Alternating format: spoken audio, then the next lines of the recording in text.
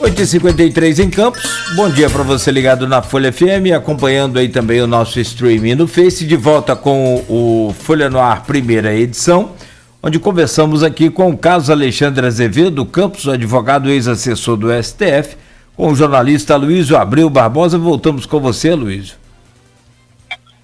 Alexandre, eu no primeiro bloco citei o painel que foi feito, 100 dias de avaliação, 100 primeiros dias do governo Vladimir.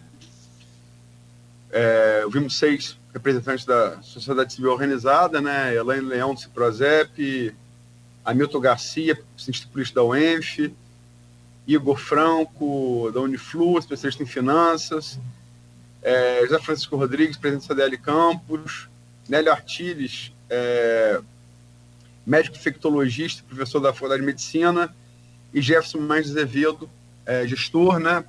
Reitor do IFE, professor do IFE.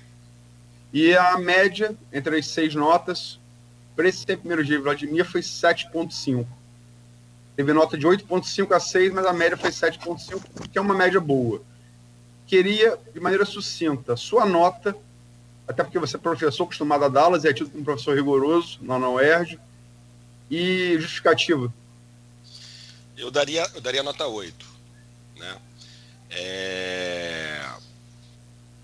Se ele pedisse um arredondamento, poderia chegar a 8,5, mas não é caso de arredondamento, está com 8, mas seria um 8,25, um 8,30. Eu acho o seguinte, é pouco tempo, né, 100 dias, pouco tempo, mas o primeiro grande ponto é a escolha do staff dele, né, principalmente o primeiro escalão, secretários. Eu vi ali, eu acho que escolhas boas, escolhas técnicas. Eu gostei muito do procurador-geral que ele escolheu, que eu conheço, é um rapaz muito bom, foi meu aluno, inclusive, e muito sério, muito comprometido. Secretário de Fazenda, bem escolhido, saúde, né? Então eu vi bastante escolha técnica, bem feita, e isso aí já é um ponto muito positivo. Claro que ele não iria fazer milagre em resolver o problema de folha de servidor da noite para o dia, um problema que vem se arrastando, é um problema até estrutural mesmo, histórico, né? Mas pelo menos vejo ele dialogar, vejo ele com transparência nas redes sociais e na imprensa, buscando soluções. E em relação à pandemia, eu acho que ele se saiu melhor do que eu esperava, porque deu a cara a tapa, teve atitude nesse último lockdown e na sua... Ele, na verdade, foram 2 semanas e ele, eu acho que estendeu por mais uma, salvo o melhor juízo, né? Teve um lockdown de uma semana na segunda quinzena de janeiro e esse agora que vamos entrar na 4ª semana. Na 4ª semana, então. É uma atitude de muita coragem, porque eu tenho absoluta certeza do quanto de pressão ele está recebendo, ele tem recebido do comércio e de outros segmentos, pressão legítima no sentido de reivindicação. E aí foi uma atitude bastante corajosa. Não tenho certeza, tenho visto ele bem assessorado, então eu não tenho. A gente dá 8, mas poderia ser um 8,5. Você não chega a mais para mandar um recado que há muito o que fazer ainda, há muito a ser produzido. 100 dias realmente não dá para entregar muita coisa, mas vejo ele principalmente com transparência, com comprometimento, cara na reta, bem assessorado, com uma ótima participação de Frederico. O Frederico está sendo um vice bastante ativo, sempre presente, né? Muitas vezes você vê um vice que se esconde, ou que se acomoda, ou que vai para bastidores. Vejo o Frederico sempre junto, ainda mais porque saúde também é a praia dele. Ele tá. Vejo os dois bem unidos, bem interagindo muito bem. Até então estendo a nota para Frederico. Estou satisfeito. Não tenho críticas a fazer nesse primeiro momento, não. Eu trouxe num artigo, eu fiz painel, eu trouxe um artigo de análise tanto dos 100 dias de Vladimir quanto dos 2 anos e 100 dias de Bolsonaro. Logicamente que foi muito ruidosa a CPI da pandemia, né? Está sendo até agora, e bem mais silente foi a CPI da saúde. Só que, como eu disse na abertura do programa, diferente das 3 CPIs, entre as 3 CPIs abertas nessa gestão, tanto nessa gestão do Executivo quanto da nova legislatura, você tem a CPI da Educação, a CPI do Transporte, a CPI da Saúde. A Educação e Transporte é só o período do Rafael, 1º de janeiro de 2017 a 31 de dezembro de 2020. A da Saúde passou talvez despercebido, e é do início de 2017 em diante, como está publicado no Diário Oficial, assinado pelo presidente da Câmara, e foi instaurado em 8 de março, quer dizer, prorrogar mais 90 dias, prorrogar mais 90, pode ir até 8 de setembro, ou seja, pode pegar 8 meses do governo Vladimir. Como é que você, aí lembrando de novo a frase de Ulisses, CPI a gente sabe como começa, não sabe como termina, como é que você vê essa CPI? Eu não tenho muitos dados, os fatos envolvidos nessa CPI, vou te ser muito sincero. Agora, assim, o que está sendo investigado na CPI do Senado? O que me parece? Eu acho que é uma questão de se investigar a omissão do presidente no enfrentamento à pandemia. Uma omissão na compra de vacina, né, no primeiro momento, esse comportamento dele negacionista, esse é o grande fato que está por trás disso tudo, e obviamente a gestão do Pazuello, né? Obviamente a gestão do Pazuello, que nada mais é que uma tradução, né, do que era a vontade do presidente Bolsonaro. Se essa ponta de CPI da saúde em relação ao Vladimir é esse tipo de investigação, eu acho que não vão encontrar isso, porque pelo contrário, eu estou vendo um prefeito ativo, um prefeito atuante, um prefeito dialogando com os setores da saúde. Eu sou advogado de 2 grandes redes de saúde de Campos, e são elogios, né, no que se refere ao diálogo, no que se refere à transparência, no que se refere à abertura para debater e às respostas rápidas. Então, se a questão é essa... Agora, eu não sei qual foi o fato delimitado da CPI da saúde. Você se lembra? A nossa aqui foi compra de material, foi medicamento. Você se recorda? O fato específico? Uma análise da gestão de saúde. Eu não saberia se responder isso com precisão, mas CPI... eu acho que é genérica. Então, CPI genérica não tem uma tendência muito boa. Ela inclusive, quando é genérica, é até a tendência do Ministério Público arquivar, né? Porque assim, a CPI, o adequado, ela tem um fato específico determinado, né? Simplesmente, eu vou fazer um controle da sua gestão mediante CPI. Não é. Isso não é a fiscalização que se espera, né? Esse tipo de controle genérico tem Tribunal de Contas, tem depois a Câmara dos Vereadores analisando, né? E tem as urnas, né? E tem as urnas para analisar a gestão como um todo. CPI é para investigar um fato específico, né? Se o fato específico, eu não sei qual foi, não é o mesmo de hoje, a CPI tende a não alcançar Vladimir se não houver essa correlação de fato. Agora, se for genérica, eu acho Deixa eu ler aqui. Ato Executivo número 0030/2021. O presidente da Câmara Municipal de Campos do Goytacazes, no uso das suas atribuições regimentais, em conformidade com o parágrafo 3º do artigo 58 da CRFB, parágrafo único, artigo 1º da Lei 1579/52, artigo 31 da Lei Orgânica Municipal, resolução número 8683, e ainda entendimento do processo número 0100/2021, resolve instituir comissão parlamentar de inquérito destinada a apurar, no prazo de 90 dias, prorrogáveis, possíveis irregularidades nos contratos administrativos oriundos da Secretaria Municipal de Saúde do início de 2017 em diante. Então, tem um fato específico, sim, que é a possível irregularidade nos contratos administrativos.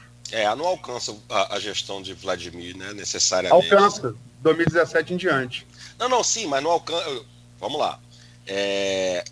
Eu acho que existe prazo determinado, ele não pode ser indeterminado. Então...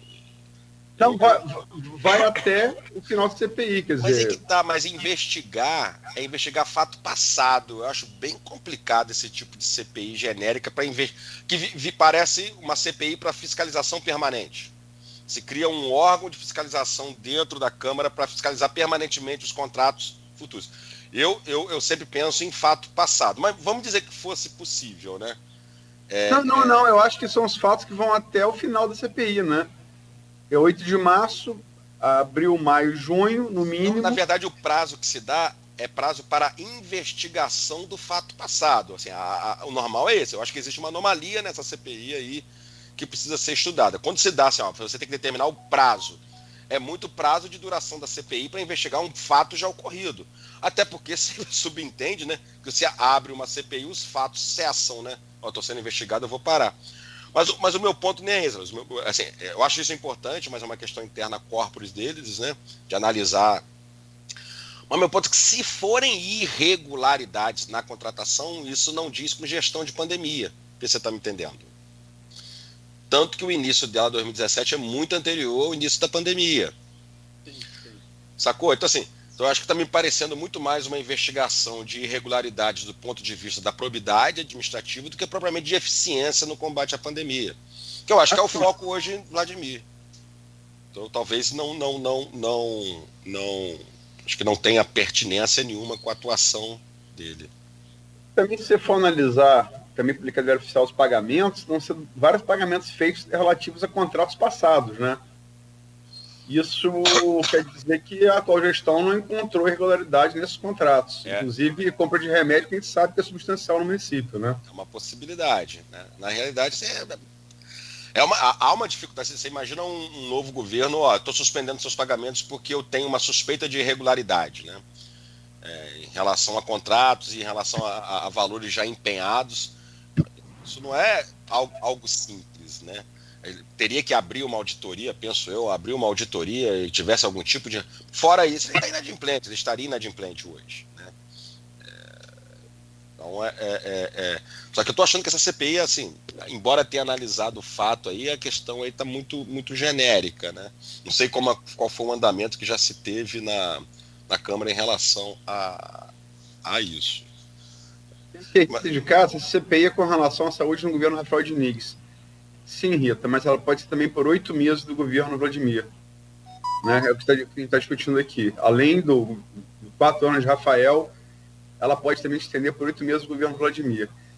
Alexandre, são 9h05.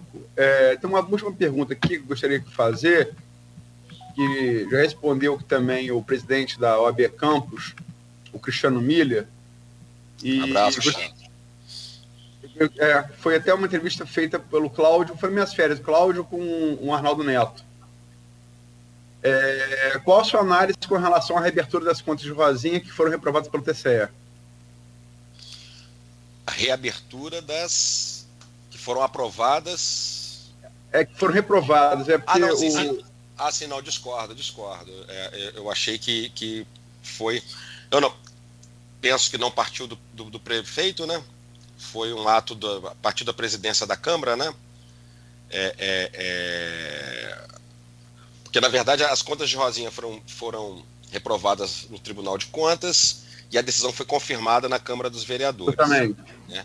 E aí eu acho que num movimento que, penso eu, inédito, a Câmara dos Vereadores revisaram a sua decisão anterior, isso numa outra legislatura.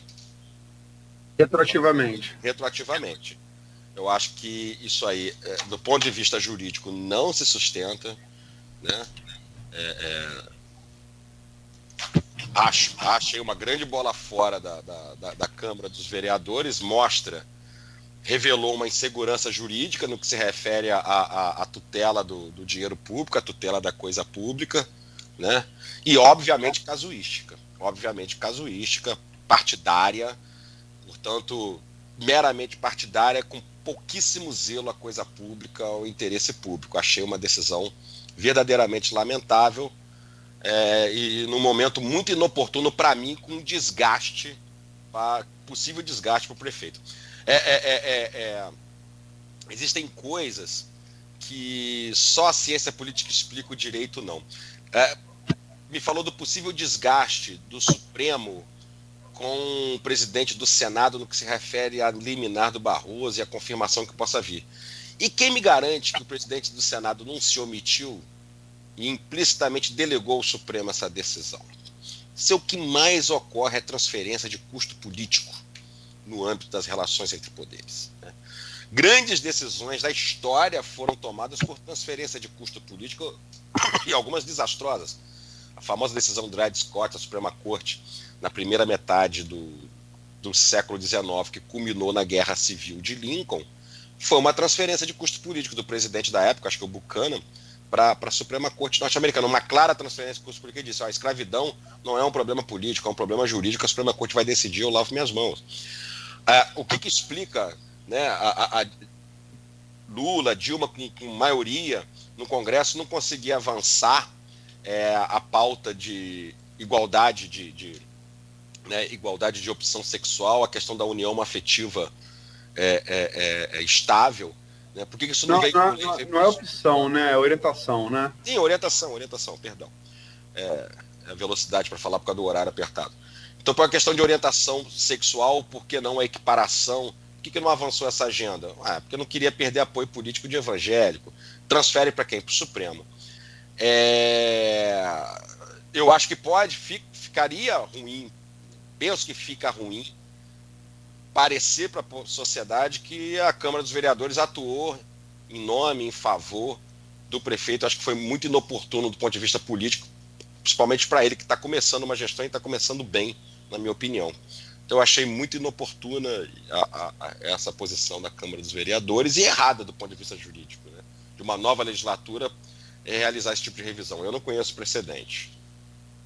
Nogueira, 99, se quer fazer uma pergunta? Não, eu acho que é isso que está aí. Eu acho que o Alexandre nos dá a opção sempre, né? Esse leque de opções que a gente tem de conversar com ele aí, com vários assuntos, com assuntos mais aprofundados e tão, né, importantes quanto a gente abordou aqui hoje. Se deixar, a gente segue aí amanhã toda.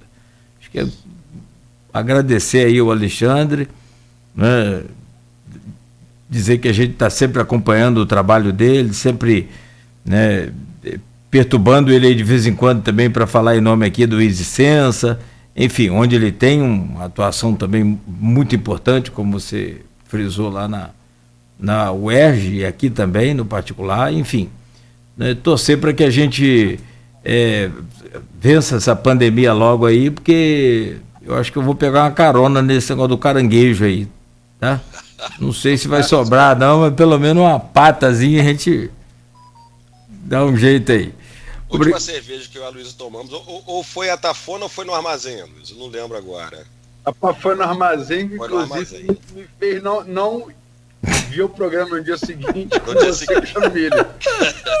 Mas como você sabe, eu não vou falar aqui, eu tinha bons motivos para me ausentar. Verdade. Tá certo. Alexandre, a última pergunta, antes que eu produza a prova para mim mesmo, a última pergunta Arthur Guzmão aqui, pergunta a você se o Botafogo sobe esse ano. Pelo andar da carruagem, não. Com esse time que tá aí, que eu tenho visto jogar, tudo bem que o treinador tá fazendo seus testes, mas pela qualidade do elenco, sobe não. O time não é pior do que o do ano passado, não, mas isso não é mérito, né? Porque o time do ano passado foi o pior que eu já vi na minha vida no Botafogo. E olha que eu já vi time ruim. Não que eu tenha experiência própria assim, não, mas... não, né? Tal da segunda divisão é complicado, amigo. Eu não acho que vai fazer que nem o Fluminense cair pra terceira, não. Também não precisa lembrar isso, né? Mas eu vou te dizer que... Subiu o tapetão, né? Não, mas peraí, mas o investimento nosso é aonde? Sempre falei aqui, no campo jurídico. Nada de investimento em jogador. Vamos contratar bons advogados. Então, vou falar Botafogo para tá lixando fazer aí um pro bono pro Botafogo. Mas é impressionante a péssima qualidade do jurídico do Botafogo. Eu nunca vi um time ser tão condenado. Eu nunca vi contratos tão mal elaborados. Assim, é impressionante. A parte jurídica do Botafogo parece que é feita para afundá-lo, né? Você vê agora, o Botafogo não consegue dispensar jogador, porque fica agarrado em multas, fica agarrado em remunerações. Aí nenhum clube pode sobreviver dessa forma, com essa gestão. Ela começa administrativa no campo, passa pela jurídica, né? Desculpa, ela começa administrativa, né, nos bastidores, passa pela jurídica e se reflete no campo. O cenário é muito tenebroso, né? Para um time que estava aí quase fechando o Botafogo SA, né? Com alguns notáveis milionários ou bilionários por trás, de repente. Mas onde é que você vai botar dinheiro? Por mais torcedor que você vai botar dinheiro onde você não confia? Você vai botar dinheiro onde você não enxerga a gestão, né? Rogério Bacchini está comentando aqui, para fechar, há coisas que só acontecem com o Botafogo. Sobe sim, as duras penas, mas sobe. São 4 vagas. 4 vagas. Tá já mudaram o regulamento de novo? Não, são 4. 4? Não, tem sido 4. Mas tá bem disputado, né? Não eram 2? Assim, só de tido como grande, né? Você tem aí Curitiba, Vasco e Cruzeiro, né? Que não é surpresa nenhuma o Curitiba, por exemplo, fica na frente do Botafogo no campeonato. Né? Então, complicado. Arthur é mais otimista do que eu. Desculpa, pode falar. Não, Arthur é mais otimista do que eu, só isso. Arthur é sempre, em relação ao Botafogo, é sempre otimista, né? Eu fui fazer uma seleção de todos os tempos, botei Messi no lugar de Garrincha, estou escutando até agora por conta disso. É complicado. Porque Messi vai me jogar, né? Garrincha. Não, embora eu ache realmente que Garrincha, por ter brilhado no clube, na seleção, realmente talvez leve a vantagem sobre Messi, né? Mas isso uma hora vai ser superado. Isso uma hora, realmente, nós vamos chegar numa geração que as pessoas vão ver o Garrincha como, sei lá, hoje a gente vê o Leônidas, né? ou o Heleno. As gerações vão passando, a gente vai vendo mais distante, né? O Newton Santos já dá lugar ao Roberto Carlos em várias seleções de todos os tempos, né? A memória vai se apagando. Vai. Aí vai. Ou também porque realmente é um futebol diferente hoje, né? Acho que se você colocar um vídeo do Newton Santos e um vídeo do Roberto Carlos, você vai se impressionar muito mais com o Roberto Carlos, você vai se impressionar muito mais com o Roberto Carlos que a gente se impressionava com o Júnior e por aí vai, né? Eu acho que isso aí faz parte da evolução realmente do esporte. Vai chegar um dia que o jogador de Botafogo nenhum vai estar em seleção nenhuma, nem do Brasil, nem do mundo, muito menos do mundo. Tá aqui o José Vitor Silva. Em decorrer de Liso, o Palmeiras foi para a Libertadores pela classificação para o Brasileiro. Quem venceu a Copa do Brasil 2019 foi o Atlético Paranaense, que perdeu a Supercopa ano passado para o Flamengo. O Palmeiras foi por ser campeão brasileiro. Não. A informação está correta, mas é o que eu falei nisso. O Palmeiras foi campeão da Copa do Brasil em 2020. Isso. E o Flamengo por ser campeão brasileiro em 2020. Exato. Né? Exato. Não foi pela Libertadores, né? Não. Agora ele fala que o Palmeiras foi para a Libertadores pela classificação do brasileiro. Ok. Mas a Supercopa é o campeão da Copa do Brasil com o campeão brasileiro, né? Exato. Então estamos falando coisas diferentes, mas igualmente corretas sobre o fato. Alexandre, música. Para não fugir, coloca aí Time do Pink Floyd. Minha nossa. Fechou com chave de ouro, muito bom. Muito bom. Grande abraço, querido. Marca registrada. Muito bom.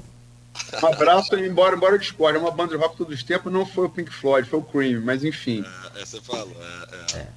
Mas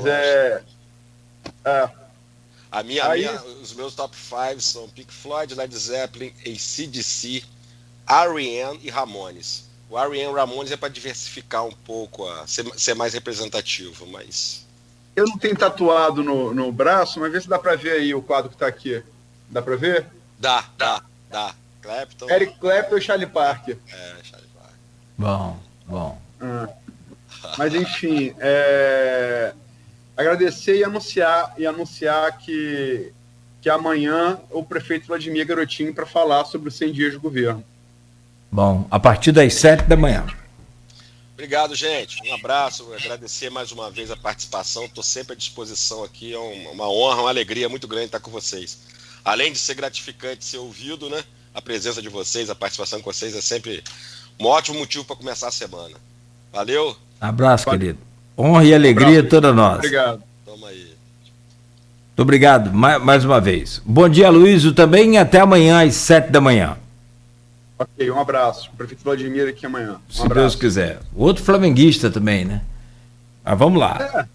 Feliz, né? Para variar, Mas vamos lá, vamos aproveitar então a segunda-feira aí. São 9h19, sempre dentro desse novo normal, com uso de máscara, álcool em gel, mantendo aí principalmente nas ruas o distanciamento, se possível. Se possível, fique em casa, é claro, se não, mantenha o distanciamento, que é importantíssimo. 9h19.